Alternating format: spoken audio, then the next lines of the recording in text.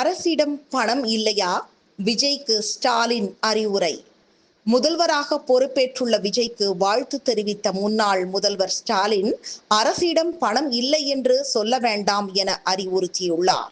இதுகுறித்து முன்னாள் முதல்வர் ஸ்டாலின், தமிழக முதல்வராக பொறுப்பேற்றுள்ள தாவேகா தலைவர் விஜய்க்கு எனது மனப்பூர்வமான வாழ்த்துக்களை தெரிவித்துக் கொள்கிறேன். பதவி ஏற்றதும் தாங்கள் கையெழுத்துக்கள் அறிவிப்புகளையும் வரவேற்கிறேன்.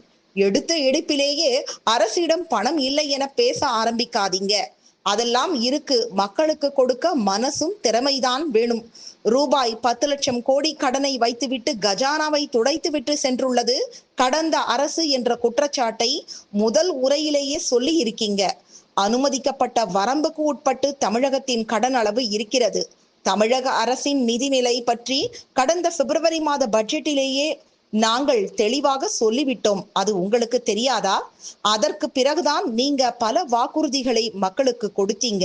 உங்களுக்கு ஓட்டளித்த மக்களை மீண்டும் ஏமாற்றி திசை திருப்பாதீங்க. நடைமுறைக்கு சாத்தியமானதை மட்டுமே வாக்குறுதிகளாக அளிக்கிறேன் என கூறி ஆட்சிக்கு வந்துள்ள நீங்கள் இப்போதுதான் அரசு நிர்வாகத்திற்குள் அடியெடுத்து வைக்கிறீர்கள். கூடிய விரைவில் மக்களுக்கு கொடுத்த வாக்குறுதிகளை எப்படி நிறைவேற்றலாம் என நுணுக்கங்களையும் எங்களைப் போல நீங்களும் நிச்சயம் கற்றுக்கொள்வீர்கள் என நான் நம்புகிறேன். ஓட்டளித்த மக்களோடு நானும் அதை எதிர்பார்க்கிறேன். தங்களின் ஆட்சியில் தமிழகத்தின் வளர்ச்சி பயணம் தொடர மீண்டும் எனது வாழ்த்துக்கள் என்று ஸ்டாலின் தெரிவித்துள்ளார்.